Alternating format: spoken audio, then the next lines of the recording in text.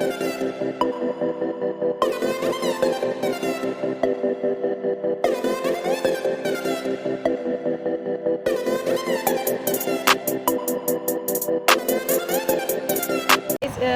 MCQs अहम MCQs है। इसी तरीके से MCQs आएंगी। ये कुल मैंने आपके लिए 15 बनाई है। आप इनको सॉल्व करें और इंशाल्लाह इनमें से काफ़ी सारी MCQs आप लोग की आ सकती हैं। नीचे ऑप्शन भी हैं, ठीक है। ये 5 इस पेज पे, अगले पेज पे आपको मैं देती हूँ, जिसका आप पिक्चर ले लीजिएगा। वीडियो पे कमेंट्स नहीं शो हो रहे, तो आप किसी भी वीडियो पे मुझे कमेंट्स करके बता दीजिएगा कि आपको इनके आंसर्स आ रहे हैं या नहीं आ रहे, ठीक है। क्योंकि अभी कुछ दिनों से आपकी जो हमारी नई एक्सरसाइज आ रही हैं उनमें कमेंट्स नहीं शो किए जा रहे, तो उसके आप किसी भी एक्सरसाइज के ऊपर, किसी भी चैप्टर के ऊपर आप अपने कमेंट्स कर सकते हैं, पर वो 9 जनरल का ही होना चाहिए, ठीक है। 13 वाली ब्लैंक्स जो है उसके ऑप्शन ये नीचे रखे हुए हैं, ये ज़रा देख लीजिएगा। 13 वाली ब्लैंक्स के ऑप्शन ये वाले हैं, ठीक है। ये मैं ऊपर कर देती हूँ, ऐसे करके आप समझ में आ जाएगा आपको।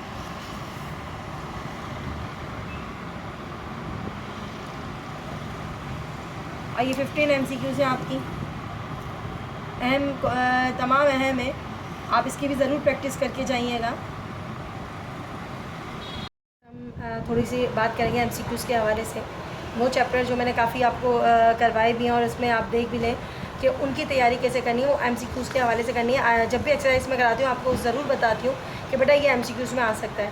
तो छोटा सा जिन्होंने अभी हमारा चैनल ज्वाइन किया है तो वो ज़रा प्लीज़ देख लेना अभी, क्योंकि इतना टाइम नहीं है कि आप पूरी एक्सरसाइज देखोगे। वो एक्सरसाइज जो MCQs के हवाले से इंपॉर्टेंट है वो मैं लिख कर दे देती हूँ। किस तरीके से MCQs आती हैं वो आपको पहचानना पड़ेगी, क्योंकि 30 नंबर की MCQs आ रही हैं। 30 नंबर आपको MCQs पे मिल सकते हैं बच्चों। तो बहुत सारे एक्सरसाइज हैं जिनको बहुत ज़्यादा रिवाइज़ करना है। चंद इंपॉर्टेंट एक्सरसाइज बता रही हूँ। पहली है 1.1, ठीक है। 1.1 में एक्सरसाइज जो है वो MCQs में आ सकती है। कैसे आ सकती है, एग्जांपल देखो आप। जैसे छोटा सा क्वेश्चन है, अब ये 1, 3 और बेस 5 है, ठीक है। अब ये तो क्वेश्चन बैंक नहीं आ सकता ना, क्योंकि बहुत छोटा सा क्वेश्चन है, तो ये MCQs के हवाले से आ सकता है। इसका आपको बताना होगा कि डेसिमल सिस्टम में इसका आंसर क्या होगा। आप मुझे इसका आंसर भी लिख के देना, फिर मैं आपको बताऊँगी कि इसका राइट आंसर क्या है, ये भी आप चेक कर लेना। तो ये आपको इस हवाले से MCQs में आ सकते हैं। छोटे छोटे क्वेश्चन होते हैं। अब सिर्फ यही नहीं आएगा 13, इसके अलावा कुछ और भी हो सकता है। फॉर एग्जांपल यहाँ पर 12 आ सकता है, 18, कुछ भी नंबर हो सकता है। बेस 5 में इसका डेसिमल सिस्टम में चेंज करो, छोटा सा होगा आंसर, इसलिए आपको ये दे सकते हैं। उसके अलावा बेटा एक्सरसाइज नंबर 1.5। अब 1.5 में आपको कभी से क्वेश्चन है ही नहीं, लेकिन इस तरीके से क्वेश्चन आ सकता है कि 1 + 1 + 1। अगर आप देखोगे 1 + 1 + 1, आपको कभी ये वाला क्वेश्चन तो हमने कभी करा ही नहीं, तो ये इसका आंसर क्या होगा। इसका आंसर भी बेटा बहुत ईजी सा है। हम क्या करते हैं, 1 को 1 में प्लस कराते हैं, कितना होती है वैल्यू, चलो ऐसे ही बता देते हैं। 2 की वैल्यू होती है 10 और 3 की वैल्यू क्या होती है 11, ठीक है। अब हम क्या करते हैं, 1 और 1, 2 और 3 हो गया, यानी कि 11 होती है किसकी वैल्यू, 3 की, तो हम यहाँ लिख देते हैं 11, तो यहाँ पर आंसर आ जाएगा 11। तो बेटा इस तरीके से हम सॉल्व करते हैं। तो ऐसे क्वेश्चन जो होते हैं ना वो आप खुद से तैयार करोगे। जो छोटे छोटे क्वेश्चन होते हैं वो MCQs में आते हैं। तो हमारी 2 एक्सरसाइज तो हो गई चैप्टर 1 में से 1.1 और 1.5, इसके MCQs के हवाले से अच्छी से तैयारी कर लेना। उसके अलावा चैप्टर 2, अगर आप चैप्टर 2 को देखोगे ना, वो पूरा का पूरा चैप्टर 2 इसी के ऊपर डिपेंड करता है। चैप्टर 2 जो है वो पूरा MCQs के हवाले से दिया गया है बेटा।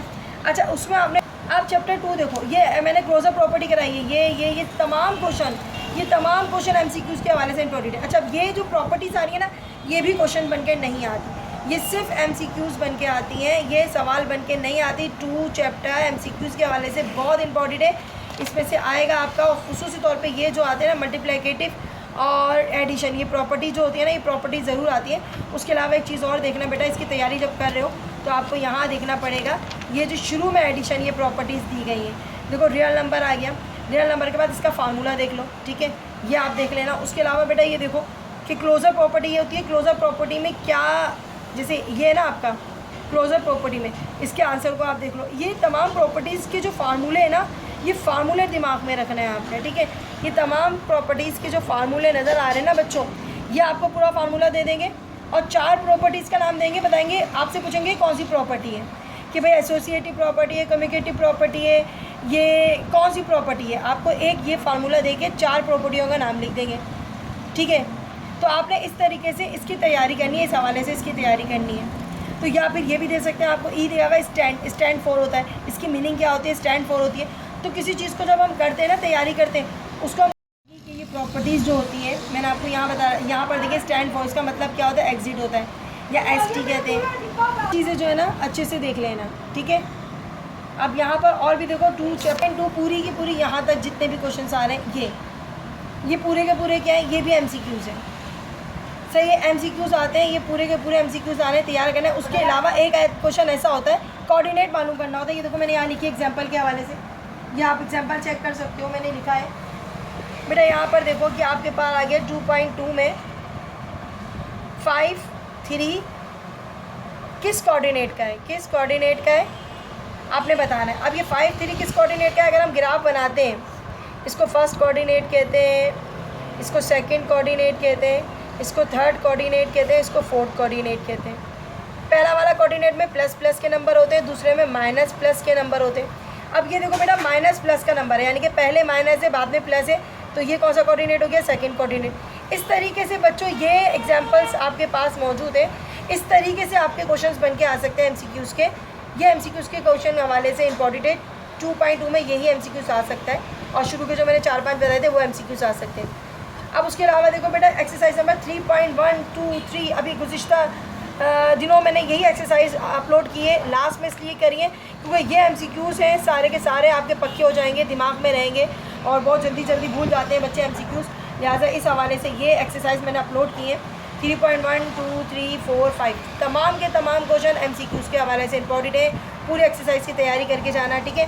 और लास्ट आपको मैं बता देती हूँ 4.1 आपके पास जो एक्सरसाइज थी उसमें काफ़ी सारे MCQs मुझे नज़र आए।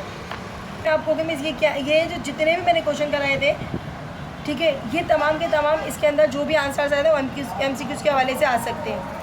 उसके अलावा आपके पास है चैप्टर 5, देखो 5.1 के अंदर जो शुरू के 4 क्वेश्चन थे, आप शुरू के 4 सम्स थे, वो भी आपके MCQs में आ सकते हैं। सिर्फ आज में बड़ी क्वांटिटी और छोटी क्वांटिटी बतानी है। अब यहाँ पर एक चीज़ और भी पूछ सकते हैं कि ये आपको जनरली आपको पता होना चाहिए कि आपके पास प्रोपोर्शन में कितने टर्म्स, रेशो में कितने वो होती है, कंपैरिजन ऑफ 2 क्वांटिटीज़, आपको कंपैरिजन ऑफ 4 क्वांटिटीज़ दे सकते हैं। इस तरीके से आपको याद रखना पड़ेगी डेफिनेशन। अच्छा ये देख सकते हैं फर्स्ट टर्म को कॉल क्या करते हैं और सेकंड टर्म को हम कॉल क्या करते हैं। इंसिडेंट कॉन्स्टेंट ये आपने खुद ही सोचना पड़ेगा इसका मतलब क्या होता है, ये मैंने आपको अपने एक्सरसाइज करते हुए सॉल्व करते हुए समझाया था। इसके अलावा बेटा एक चैप्टर है 6.1 और 6.2, ये लास्ट बता रही हूँ मैं आपको क्योंकि अब ये बहुत सारी हो गई है MCQs के लिए, MCQs भी 30 है। लिहाजा 6.1 में बेटा आप शुरू में आप पढ़ोगे डेफिनेशन, उसमें आपको ज़कात की डेफिनेशन मिलेगी। ज़कात किस रेशो से दी जाती है, ज़कात की रेशो क्या है, आपसे ये भी पूछा जा सकता है कि ज़कात की रेशो क्या है। तो 2.5 है, वो आप यहाँ से इसका फार्मूला याद रखिएगा, मैं आपको निकाल के दे देती हूँ। आपके पास चैप्टर में 6.2 में आ रहा था रेशो ऑफ ज़कात, तो आ सकता है द रेशो ऑफ ज़कात, कि द रेशो ऑफ ज़कात कितनी है, इस तरीके से एग्जांपल आ सकती है। तो यहाँ पर आपको पता है 2.5, इस तरीके से आप इसका आंसर दे सकते हो। अच्छा कभी कभार ये नहीं दिया होता बल्कि लिखा होता 5.5/2, ये भी सही है। तो दोनों में से कोई सा भी ऑप्शन दिया हुआ होगा वो आपका राइट होगा। अच्छा क्लास, उम्मीद है ये आपको एग्जाम्पल्स एक्सरसाइज जो है MCQs की समझ आ गए होंगे, एग्जाम्पल भी समझ आ गए होंगे और इनकी बहुत अच्छे से तैयारी कीजिएगा, ठीक है। उम्मीद है आप लोग को समझ आएंगे और आप एग्ज़ाम में भी अच्छी करके आएंगे। अल्लाह हाफ़िज़।